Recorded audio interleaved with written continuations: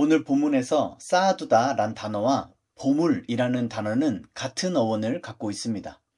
그러니까 무엇이든 쌓아두는 그것이 그에게는 보물이라고 볼 수 있는 것이죠. 우리는 많은 것들을 쌓을 수 있습니다.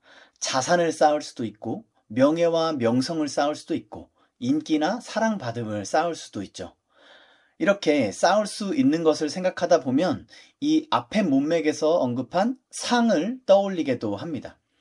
주님은 하늘 아버지의 상을 추구하는 자를 제자로, 땅의 상을 추구하는 자들을 이방인, 외식하는 자로 규정하셨습니다. 외식하는 자는 이 땅에서의 상을 추구합니다. 힘써 그 상을 얻어내고 보물처럼 이 땅에 쌓아둡니다. 그것은 돈일 수도 있고 명예일 수도 있고 인기일 수도 있습니다. 그러나 주님은 그런 것들이 전부 썩고 상하고 빼앗길 수 있다고 말씀하십니다. 금이나 화폐의 가치는 끊임없이 변합니다. 인류 역사에서 화폐가 한순간에 종이 쪼가리가 된 적도 여러 번 있었죠. 명예와 인기 역시 아주 작고 사소한 사건 하나로 도미노처럼 무너지는 것을 심심찮게 보게 됩니다. 그러므로 주님은 보물을 하늘에 쌓으라고 말씀하십니다. 보물을 하늘에 쌓는 것은 하늘의 상을 추구하는 것입니다. 지금까지 산상설교를 통해 살펴본 것처럼 그리스도 안에 속하고 하늘들의 왕국에 속한 백성으로 사는 것이죠. 따라서 오늘 본문 역시 제자도라는 정체성에 관한 가르침을 우리에게 주고 있는 것입니다. 이 비유는 은행에 돈을 맡기는 개념과 유사합니다. 땅 은행은 유동성이 높고 종종 강도를 당합니다. 그러나 하늘 은행은 가치가 고정적이며 보안이 철저하죠. 땅 은행은 금리 변동도 심하고 예측할 수 없습니다. 반면에 하늘 은행은 모든 고객에게 후한 이자를 보장합니다. 땅 은행은 부채가 상당하지만 하늘 은행은 수많은 채권을 갖고 있습니다. 그리고 하늘 은행은 그 모든 채권을 회수할 능력도 갖추고 있죠. 지혜로운 사람은 자기 보물을 어느 은행에 맡길까요? 당연히 하늘 은행입니다. 하늘 은행에 보물을 맡기는 방법은 하늘의 상을 추구하는 것뿐입니다. 그리고 그 일은 그 하늘 백성으로 택함받은 자들만이 가능한 일입니다.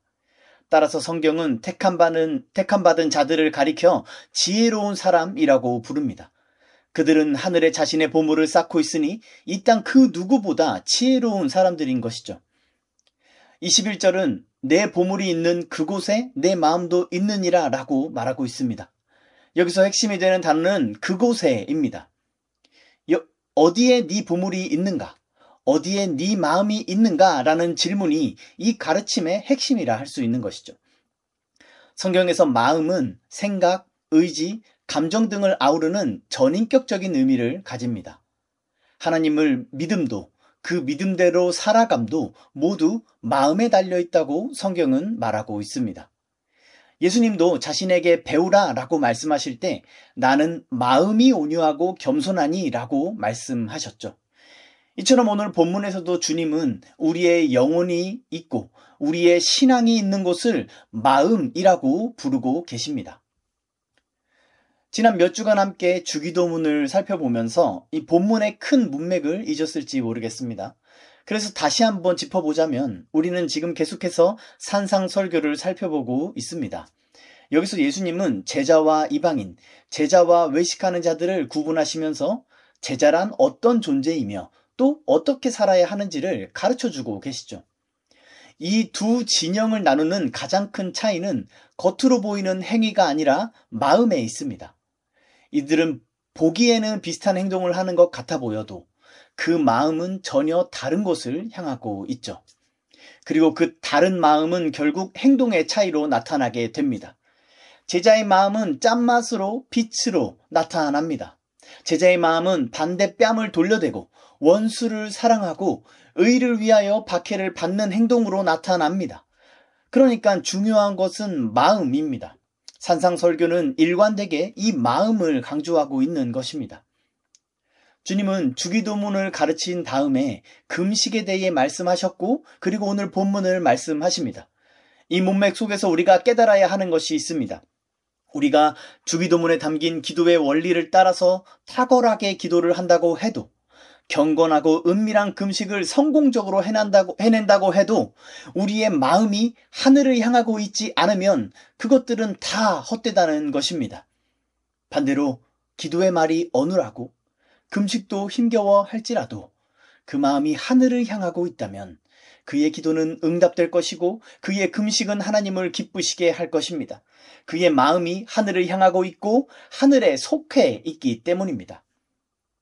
오늘 주님은 우리에게 너는 어디에 가치를 두고 있느냐라고 묻고 계십니다. 많은 경우 우리는 하늘의 상을 추구하며 산다고 고백합니다. 그런데 과연 그럴까요? 하늘의 보물을 쌓는 사람들은 이 땅에서 자산을 잃는 것에 마음이 흔들리지 않습니다. 이 땅에서 명예를 훼손당하는 것에 마음이 상하지 않습니다. 이 땅에서 사랑받지 못함으로 인해 마음이 무너지지 않습니다. 이것들은 이교도에서 말하는 초연함을 의미하는 것이 아닙니다. 더 가치 있는 것이 무엇인지를 아는 그 지혜에서 비롯된 마음의 태도를 의미하는 것입니다. 산상설교로 시작하면서 주님은 복에 대해 말씀하셨습니다. 그 복은 사람이 추구할 수 있는 가장 고상한 가치입니다. 이 사실은 그분의 제자들만이 깨달을 수 있는 것입니다. 따라서 주님은 그의 제자들을 향하여서 또 그의 제자를 자청하는 자들을 향해서 이렇게 묻고 계신 것이죠. 내가 어디에 가치를 두고 사는지를 네 삶으로 증명해 보여라 라고 말이죠. 우리가 우리의 보물을 하늘에 쌓으며 살 수 있는 방법은 이미 팔복에서부터 발견할 수 있습니다. 그것을 간단히 요약하자면 자기를 부인하고 하나님만을 전적으로 의지하는 것입니다. 내가 죽고 내 안에 그리스도께서 사시는 것입니다. 우리가 왜 자산의 상실을 동요할까요? 내 돈, 내가 갖고 있는 이 재물을 잃어버리는 것에 우리의 마음이 흔들리는 것입니까? 그 자산의 주체인 내가 살아있기 때문입니다. 우리가 왜 명예의 실추에 격한 반응을 보일까요? 자존심이 상하는 것에 우리는 왜 분노하게 되는 것일까요? 사람들 사이에서 높아질 수 있는 나의 이름이 여전히 살아있기 때문입니다. 우리가 왜 사랑받지 못함으로 인해 크게 낙심하고 상처를 받게 되는 것일까요? 사랑받아 마땅한 존재로 격상시킨 나라는 존재가 여전히 살아있기 때문입니다. 그러나 이 모든 것은 결국 자기 숭배에 지나지 않습니다. 내가 중요하고 내가 내세워지는 것은 그리스도의 제자에게 합당하지 않습니다. 이런 삶의 태도는 이방인과 위선자들에게나 어울리는 것입니다. 우리는 이 자기 숭배적 삶의 결말이 심판과 파멸이라는 것을 기억해야만 하는 것이죠. 자기 부인은 의로운 욥처럼 자신의 소유권을 주장하지 않는 것입니다. 시편 기자처럼 자신은 벌레요 짐승 같은 자임을 고백하는 것입니다. 혹은 사도 바울처럼 자신은 만물의 찌꺼기 같은 존재임을 인정하는 것입니다. 결정적으로 이 자기 부인은 자신이 사랑이 아니라 심판과 정죄를 받아 마땅한 죄인임을 인정하는 것입니다. 자기 부인은 이 땅에 보물을 쌓는 것이 얼마나 무가치한지를 깨닫게 됩니다. 이 땅에 있는 것들이 얼마나 부패하고 허망한 것들인지를 깨닫는 것입니다. 그래서 필연적으로 하늘에 보물을 쌓기를 간절히 구하게 됩니다. 이것이 그리스도의 제자가 이 땅에 살면서 진실로 갈망하게 되는 것입니다. 욥은 가진 모든 것을 잃었을 때에도 하나님을 찬양했습니다. 그는 극심한 고통 속에 울부짖을 때에도 하나님을 향한 그 시선을 거두지 않았습니다. 시편 기자 중 한 사람인 아삽은 이 땅에서 악인들이 잘 사는 모습을 보고 크게 낙심했었습니다. 그러나 그는 여호와 하나님을 예배하면서 자신의 우매함을 깨닫습니다.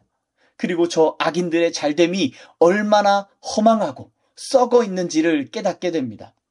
사도 바울은요, 수많은 사람들에게 집단 린치를 당하고 모욕과 고발과 폭력과 모함을 당하면서 살았습니다. 그러면서 그는 자신의 사도된 직분을 살아나갔습니다. 그는 그리스도로 인하여 기뻐하고 즐거워하면서 그 모든 박해를 감당할 수 있었던 것입니다. 이것이 하늘에 자기의 보물을 쌓으며 사는 사람의 삶입니다. 하늘에 자기 보물을 쌓으며 사는 자들은 누구나 이런 삶을 살아갑니다. 사랑하는 성도 여러분, 오늘 우리의 삶은 어떻습니까? 우리가 가난에 흔들리고 자존심이 상하고 외로움과 억울함에 사로잡힐 때마다 우리는 우리의 마음이 어디를 향하고 있는지, 우리가 무엇에 가치를 두고 있는지를 우리는 점검해야 할 것입니다. 그렇게 우리의 마음을 하늘에 두고 하늘의 것이 최고의 가치임을 그 마음에 다시 품을 때 우리는 어떤 상황에서도 만족과 평안을 누리는 일체의 비결을 배우게 될 것입니다. 22, 23절을 보겠습니다. 눈은 몸의 등불이니 그러므로 내 눈이 성하면 온몸이 밝을 것이요 눈이 나쁘면 온몸이 어두울 것이니 그러므로 내게 있는 빛이 어두우면 그 어둠이 얼마나 더하겠느냐. 마음을 이야기하시던 주님께서 눈에 대해 말씀하십니다.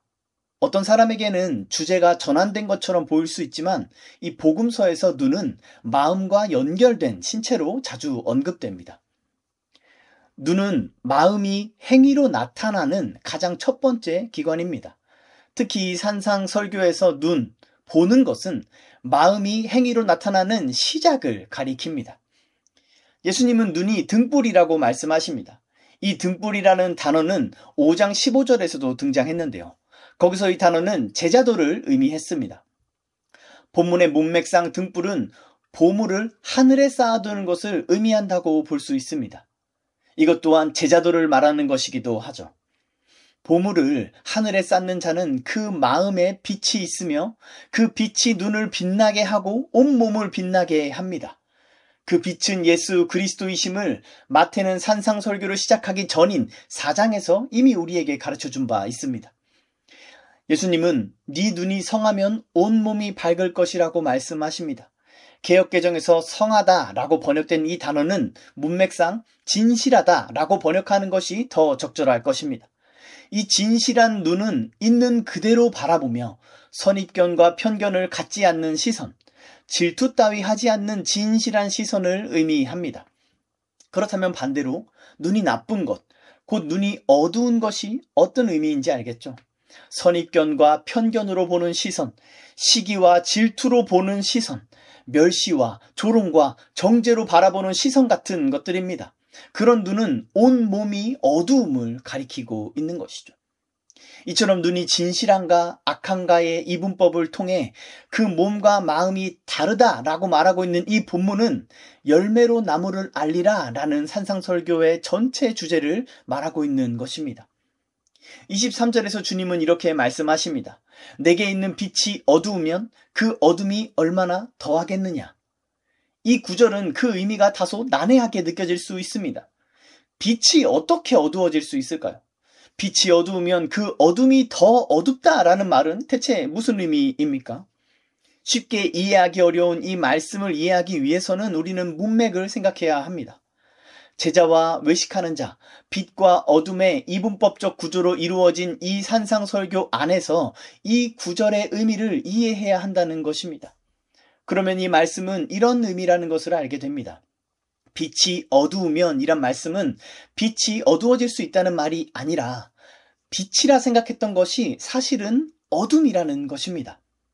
이것이 외식하는 자들, 위선자들의 모습임을 주님은 계속해서 지적하셨죠. 그들의 마음은 어두움으로 가득한데 문제는 그들은 스스로가 빛이라고 생각한다는 것입니다. 그렇기 때문에 그들의 어둠은 아주 심한 흑암인 것이죠. 외식하는 자는 자신이 빛이라고 생각합니다. 그러나 실상은 그의 눈과 마음이 어둠으로 가득합니다. 그 자신은 이것을 깨닫지 못합니다. 만약 그가 자기 상태를 깨닫는다면 그는 회개하고 빛을 간구할 수도 있을 것입니다. 그러나 그는 너무 깊은 흑암으로 인해 눈이 멀어서 깨닫지 못합니다. 그는 스스로 빛이라는 착각 속에서 더 깊은 흑암과 파멸로 떨어질 뿐입니다. 여기서 우리는 말하는 방식에 유의해야 합니다. 눈이 성하면 몸이 밝을 것이라고 말하고는 있지만 이것은 마치 사과가 맺히면 그것은 사과나무다 라고 말하는 것과 같습니다. 무슨 말이냐면요. 우리가 이렇게 말할 때 그 나무에 사과가 맺혀서 비로소 사과나무가 되었다라는 것이 아니라 사과가 맺힘으로써 그 나무가 사과나무였다는 사실이 확인된 것으로 이해한다는 것이죠. 마찬가지로 눈이 진실하거나 악한 것은 결과이자 확증일 뿐입니다. 진실한 눈은 그 온몸이 빛이라는 사실을 확인시켜 줍니다. 반대로 악한 눈은 그 온몸이 어둡다라는 사실을 확인시켜 줍니다. 그리고 악한 눈을 가지고서 진실한 척하는 눈은 그 온몸이 매우 심하게 어둡다는 사실을 우리에게 확인시켜 주죠. 이처럼 본질은 눈이 아니라 그 눈을 포함한 온 몸에 있습니다. 그리고 그 몸에 담긴 우리의 마음에 있는 것이죠. 그래서 마음의 변화를 일으키지 못하는 행동 교정은 아무런 효과가 없습니다. 단순한 처벌로 사람의 행위가 변할 것이라고 생각하는 것은 인간을 한낱 짐승으로 여기는 진화론적 사고에서나 가능한 일입니다. 인간은 짐승과 달리 마음이 있는 존재입니다. 주님은 마음을 빛과 어둠으로 설명하십니다. 이것은 사람의 마음이 신비의 영역이라는 것을 의미합니다. 사람은 빛을 만들어내거나 어둠을 만들어내지 못하는 것처럼 자기의 마음을 자기 뜻대로 다룰 수가 없는 것입니다. 그래서 예수님은 등불을 비유로 사용하십니다. 이 등불, 곧 이 램프는요, 외부로부터 빛을 받아야만 비로소 빛을 내기 시작합니다. 어둠에서 빛으로 변화되는 것이죠. 사람의 마음도 이와 같습니다. 외부로부터 빛을 받아야 합니다. 그리고 마태복음 4장에서 예수님은 외부로부터 오는 빛으로 소개되고 있죠. 그러므로 여기서 우리에게 요구되는 것은 빛과 어둠을 분별하는 능력입니다. 스스로 어둠 속에 있으면서 빛이라고 착각하며 사는 것만큼 깊은 흑암은 없습니다. 그래서 주님은 그리스도의 제자를 자청하는 사람들, 하나님의 백성을 자청하는 사람들에게 이 말씀을 가르치고 계신 것입니다. 이 분별력은 눈을 분별함으로써 얻을 수 있습니다. 내가 평소에 어디에 시선을 두고 사는지를 점검하는 것으로 말이죠. 우리의 시선은 우리가 어디에 관심을 두고 사는지를 반영합니다. 사람은 관심 없는 것에 눈길을 주지 않습니다. 또한 사람은 가치 있게 여기지 않는 것에 관심을 기울이지 않습니다. 그러므로 시선은 그 사람의 가치관을 반영합니다. 열매로 나무를 알듯이 시선으로 그 사람의 가치관을 알 수 있는 것입니다. 요즘 핸드폰에는 스크린 타임이라는 기능이 있습니다. 핸드폰 화면에 어떤 내용이 가장 많이 올라와 있었는지를 수치화하는 기능인데요. 이와 같이 우리는 우리의 시선이 어디로 많이 향하고 있는지를 점검할 필요가 있습니다.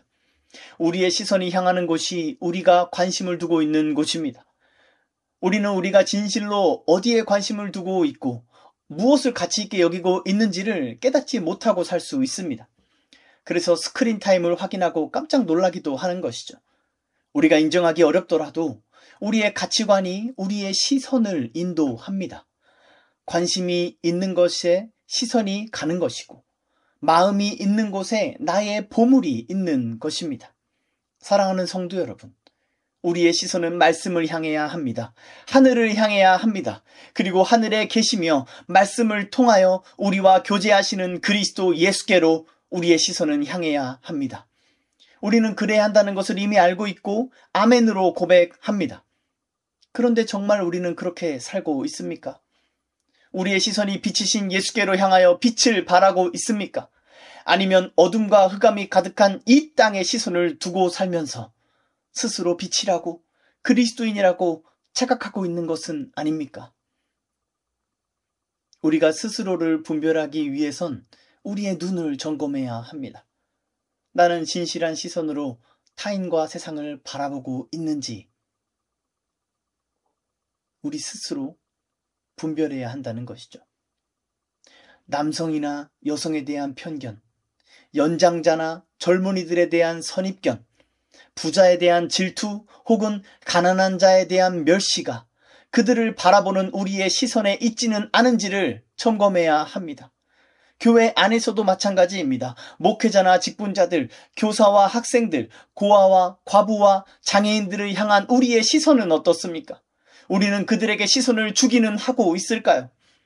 새신자가 교회에 들어와서 열심히 순종하면 그를 이단으로 의심하는 시선으로 바라보진 않습니까? 공동체 활동에서 어떤 말이나 행동이 어려운 사람, 이 공동체의 활동을 좀 어렵게 하는 사람을 우리는 어떤 시선으로 바라보고 있습니까? 외모가 뛰어난 형제나 자매를 여러분은 어떤 시선으로 바라보십니까?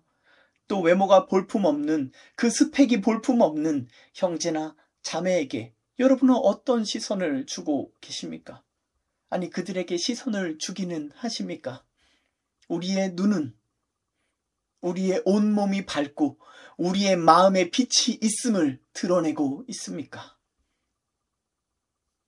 사랑하는 성도 여러분, 우리는 빛이신 그리스도의 영이 우리 안에 역사하셔서 우리의 마음의 등불을 밝혀주시기를 간구해야 합니다. 그래서 우리의 눈이 밝아져 빛과 어둠을 분별하고 이 시대를 분별하며 진리와 거짓을 분별하며 살 수 있기를 구해야 합니다. 진실한 시선으로 나와 타인과 세상을 바라볼 수 있게 되기를 우리는 간구해야 하는 것입니다. 그렇게 스스로 빛이라는 착각에 빠져 살면서 가장 깊은 어둠으로 파멸하지 않기 위해서 우리는 늘 겸손하게 자기를 부인하고 하나님만 의지해야 합니다. 그러므로 주님은 아무도 두 주인을 섬기지 못한다고 단호히 말씀하십니다. 이는 눈이 동시에 두 곳을 볼 수 없는 것과 같습니다. 눈은 두 개이지만 시선은 한 곳으로만 향할 수 있습니다. 시선이 한 곳을 향하면 다른 곳은 외면할 수밖에 없습니다. 시선이 한 곳에 머물면 다른 곳은 배제할 수밖에 없습니다. 이와 같이 하나를 사랑하는 것은 동시에 다른 것을 미워하는 것이고 하나를 귀중히 여기는 것은 다른 것을 경히 여기는 것이 됩니다. 이 원리는 사랑을 말하고 있는 것입니다. 한 남자가 두 여자를 동시에 사랑할 수 없습니다. 세상이 아무리 음란해져도 그것이 옳지 않다는 이 보편적인 인식은 사라지지 않습니다. 이것이 진리이기 때문입니다. 수많은 여자 중 한 여자를 선택한다는 것은 그 여자를 사랑한다는 것입니다. 이는 필연적으로 다른 여자들을 상대적으로 미워하는 것을 의미합니다. 그 사랑의 선택을 받은 여자는 마땅히 그러한 사랑을 요구합니다. 그리고 아무도 그런 요구를 부당하게 여기지 않습니다. 오히려 그 여자에게 그럴 자격이 있다고 할 것이죠. 그것이 사랑의 본질이기 때문입니다. 그러므로 하나님께서 누군가를 선택하셨다는 것은 필연적으로 다른 자들을 유기하는 것을 요구합니다. 그것이 사랑이기 때문입니다. 우리를 이렇게 사랑하신 하나님께서 우리에게도 이러한 사랑을 요구하심이 합당합니다. 두 사람을 동시에 사랑할 수 없고 두 주인을 동시에 섬길 수 없습니다. 한쪽 눈으로는 배우자를 보면서 다른 쪽 눈으로는 다른 이성을 볼 수 없습니다. 하나님은 사람을 그렇게 창조하지 않으셨기 때문입니다. 하나님의 사랑은 한결같습니다. 하나님의 사랑은 여러 갈래로 나뉘지 않습니다. 그러한 하나님의 형상으로 창조된 사람의 사랑 역시 마찬가지입니다. 사람은 한결같은 사랑을 할 때 가장 사람다워집니다. 가장 행복하고 가장 평안을 느끼게 됩니다. 사람은 그렇게 창조되었기 때문이죠. 개역개정에서 중히 여김과 경히 여김으로 번역된 이 단어는 애착과 혐오의 의미도 가지고 있습니다. 이 해석이 우리에게 이 본문의 의미를 더 와닿게 해줄 것 같습니다. 우리가 하나님을 섬기는 것은 하나님을 사랑하는 마음에서 비롯됩니다. 반대로 우리가 다른 무엇을 숭배하는 것도 우리가 그것을 사랑하기 때문입니다. 이것은 이 시대를 집어삼키고 있는 아이돌 문화만 봐도 알 수 있습니다. 그 가수들을 숭배하는 사람들은 단순한 동경이 아니라 깊은 사랑의 마음을 갖고 있습니다. 그래서 자신이 그 숭배하는, 따르고 있는 그 가수가 자신이 덕질을 하고 있는 그 아이돌이 실제로 다른 누군가와 사랑을 나누고 연애를 한다는 걸 알게 될 때 그들은 격분하게 됩니다. 그들은 마치 애인이 바람 피우고 있는 것을 발견한 사람처럼 큰 배신감과 분노를 느끼는 것이죠. 그들은 단순히 엔터테이너를 동경하며 엔터테인을 하고 있는 것이 아닙니다. 그들은 숭배하고 있는 것입니다. 그들에게 아이돌과 그 문화 사업은 이미 종교인 것이죠. 그러니 그들을 아이돌과 팬이라고 부르는 것이 합당합니다. 우리가 마음으로 가치 있게 여기고 있는 곳에 우리의 시선을 두고 우리의 보물을 쌓습니다. 이것은 애착이나 애정을 갖는 것과 다르지 않습니다. 사랑하는 사람에게 하는 행동이 꼭 이와 같기 때문이죠. 이 사랑은 예배와도 매우 닮아 있습니다. 우리는 사랑하는 대상을 예배합니다. 그리고 그 예배는 필연적으로 다른 존재를 혐오할 것을 요구합니다. 미워할 것을 요구하는 것이죠. 그것이 사랑의 본질이며 곧 예배의 본질이기 때문입니다. 여기서 주님은 보물이라는 단어 대신 만몬이라는 단어를 사용하십니다. 23절에서 재물로 번역된 단어가 바로 만몬입니다. 주님께서 이 단어를 사용하시는 의도는 분명합니다. 우리가 이 땅의 것에 관심과 시선과 애착의 마음을 두는 것은 그것을 인격화하고 신격화해서 숭배하는 것임을 지적하기 위한 것입니다. 즉 그것을 우상으로 만들어서 섬긴다는 것을 말씀하시는 것이죠. 이로써 산상설교의 이분법은 더욱 심화됩니다. 이방인, 외식하는 자와 위선자는 단순히 악하고 이기적이기만 한 것이 아닙니다. 그들은 자기 자신을 숭배함으로 하나님을 대적할 뿐만 아니라 자신이 숭배하는 존재를 하나님처럼 높여서 숭배하는 그 죄악을, 우상 숭배의 죄악을 저지르고 있는 것입니다. 이처럼 겉으로는 여호와를 섬긴다고 하면서 우상 숭배를 할 수 있음을 주님은 자신의 제자들에게 가르치고 계십니다. 우리가 깨어 있어야 하고 눈을 열어 분별해야 할 이유가 여기에 있는 것입니다. 주님은 산상설교를 통해 우리에게 양자택일을 강요하십니다. 아무도 결코 두 주인을 섬길 수 없다. 하나님을 사랑한다고 하면서 자기 자신을 사랑할 수 없다. 하나님을 섬긴다고 하면서 아이돌의 팬이 될 수 없다. 그리스도를 따른다고 하면서 세상을 따라 살 수 없다라고 말입니다. 이 양자택일은 결코 양보할 수 없는 강제력을 지닙니다. 이처럼 복음은 강제성을 지니고 있습니다. 마찬가지로 사랑도 강제성을 지닙니다. 사랑은 자기 자신에게만 마음과 시선과 가치를 둘 것을 상대방에게 요구합니다. 사랑은 특수성과 배타성을 강제할 수 있는 구속력을 지닙니다. 나만 사랑해주고 나에게만 관심을 가져주고 나에게만 특별한 마음을 쏟아줄 것을 요구한다는 것이죠. 그것이 사랑의 본질 아닙니까? 예배도 마찬가지입니다. 한 사람이 두 주인을 예배할 수 없습니다. 그것은 본질적으로 모순된 일, 불가능한 일이기 때문입니다.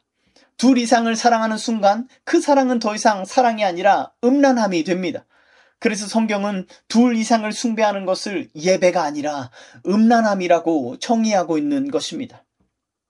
반대로 이 세상은 자율성의 우상을 숭배합니다. 이 세상은 모두가 각자만의 자율성을 추구할 권리가 있다고 주장합니다. 그것이 사랑을 더 사랑답게 만들어준다고 우리에게 전하고 있는 것이죠. 우리에게 주장을 하고 있는 것입니다. 그런데 정말 그렇습니까? 그래서 이 세상은 자유로운 사랑으로 아름답게 꽃피우고 있나요? 지금 이 세상은 어떻습니까? 자율성의 우상을 숭배하고 있는 이 세상은 그 결과로 사랑을 잃어버리고 있지 않습니까? 이 세상에서의 사랑은 멸종 위기에 처해 있습니다. 남녀 간의 사랑이 붕괴되고 온갖 음란한 일들이 관계와 가정과 사회를 파괴하고 있습니다. 불륜과 혼의 정사는 농담거리로 치부될 정도로 일상이 되어 있습니다. 그 끔찍한 사랑의 파괴에 고통을 당하는 수많은 사람들의 통곡 소리는 저 음란한 자들의 웃음소리에 파묻히고 있습니다. 또한 사람에 대한 기본적인 사랑, 그 인권과 인격에 대한 사랑이 사라진 이 시대에는 비인격적인 범죄가 만연해져 있습니다. 사람이 사람을 납치하고 감금하고 고문하고 폭행하기를 서슴지 않습니다.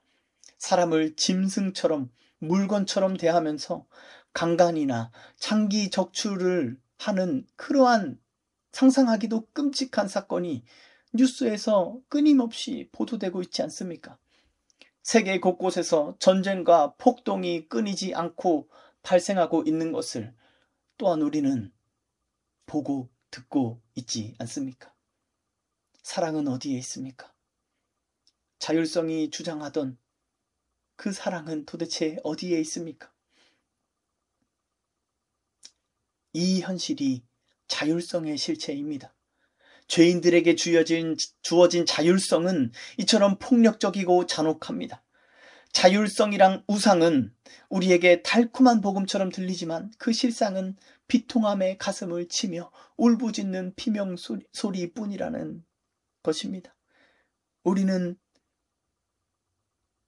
이 현실 속에 살고 있으면서 여전히 이 자율성이란 거짓 복음이 너무 달콤해서 귀를 막고 눈을 가리고 있는 건 아닐까요? 강제성은 우리를 옭아매는 것 같습니다. 듣기만 해도 숨이 턱 막히는 것 같고 제한을 받는 것 같아서 불쾌하기까지 합니다. 그러나 사랑의 강제성은 우리에게 특별하고 뜨거운 사랑을 제공하는 힘입니다. 복음의 강제성은 우리를 어둠에서 빛으로 끄집어내는 능력입니다. 하나님을 섬기는 강제성은 우리를 창조의 온전함, 그 이상으로 인도하는 강한 능력입니다. 이방인들과 위선자들은 자율성이란 거짓 복음을 따르며 깊은 어둠 속에 살고 있습니다. 그러나 그리스도의 제자는 복음의 강제성에 기꺼이 자기 자신을 구속합니다. 그리스도 안에 자신이 아주 단단하게 결속되고 구속되어서 풀려나지 않기를 바라게 됩니다. 그것이 어찌나 원하는지 아예 자기 자신이 그리스도 안에서 죽기를 날마다 소원하게 되는 것입니다. 그래서 그의 제자는 이 강제성을 사랑합니다. 복음이 양자택일을 강제할 때 제자들은 기뻐하고 즐거워합니다. 그러나 위선자들은 그것을 불쾌하게 여기면서 거부합니다. 그 반응으로, 그 행위로, 그 열매로 그 나무를 안다고 주님은 말씀하고 계십니다. 세상은 교회를 향해서 종교를 강요하지 말라고 말합니다. 이에 현대교회는 어떤 반응을 보이고 있습니까? 복음을 강요하지 않는 방식으로 이 복음을 전하려고 하지 않습니까? 그것은 불가능한 일입니다. 강제성이 없는 사랑이 음란이듯이 강제성이 없는 복음은 진리가 아닌 거짓이기 때문입니다. 주님은 우리에게 양자택일을 강요하십니다. 하늘에 보물을 쌓을 것인가, 땅에 쌓을 것인가, 우리는 둘 중 하나를 택해야 합니다. 하늘을 바라볼 것인가, 땅을 바라볼 것인가, 우리는 둘 중 하나를 택해야 합니다. 이 육체로 사는 이 땅을 빛으로 살 것인가, 어둠으로 살 것인가, 우리는 둘 중 하나를 택해야 합니다. 그러나 오직 그리스도의 제자만이 전자를 택할 수 있습니다. 그 선택으로 그가 그리스도의 제자임이 드러납니다. 그리스도의 제자는 오른뺨을 때린 상대에게 왼편도 돌려대기를 선택합니다.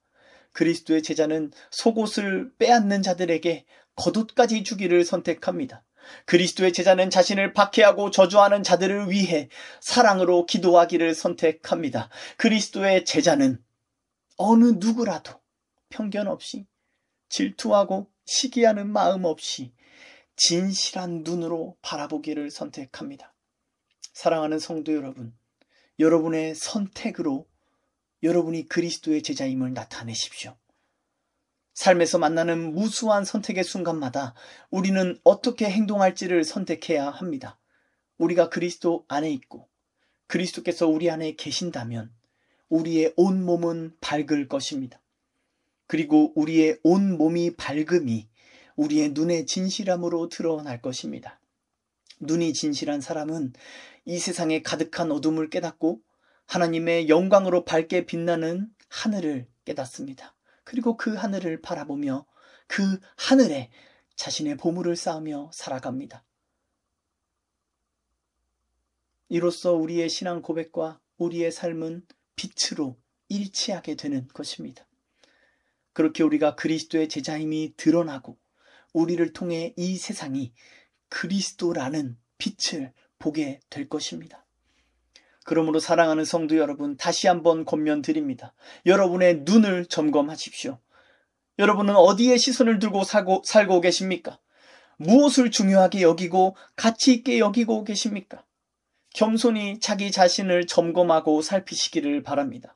또한 여러분은 여러분의 마음을 점검하셔야 합니다. 여러분의 마음은 무엇으로 인해 고양되십니까? 반대로 무엇으로 인해 상처받거나 낙심하게 되십니까? 그것이 하늘에 속한 것입니까? 아니면 땅에 속한 것입니까? 주님께서 말씀해 주신 의의 열매들이 없음에도 스스로 빛이라고 장담하는 사람들에게 화가 있을 것입니다. 따라서 주님은 이 산상설교를 통해 그의 제자들이 자신을 겸손히 점검하고 회개하기를 촉구하고 계십니다. 주님의 이 말씀을 들으십시오. 주님의 이 말씀을 들으십시오.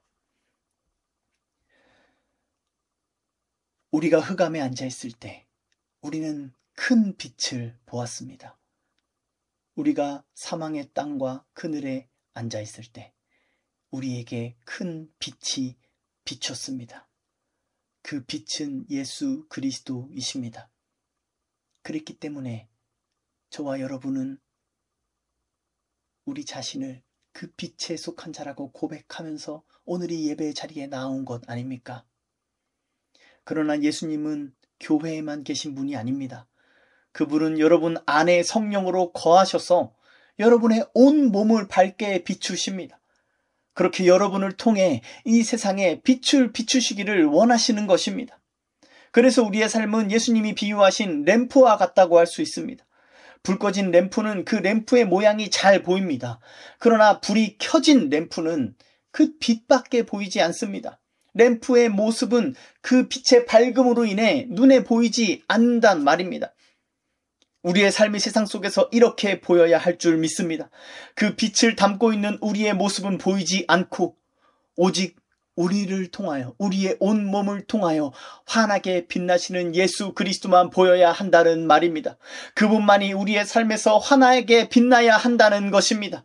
그것을 자신의 기쁨으로, 만족으로, 즐거움으로, 안식으로 삼고 누리는 자에게 복이 있습니다. 그런 자만이 하나님의 자녀요, 그리스도의 제자요, 천국 백성이라 불리게 될 것입니다. 저와 여러분이 바로 그 사람인 줄 믿습니다. 우리의 삶을 통하여 하나님이 이와 같이 빛나시기를 간절히 축원합니다.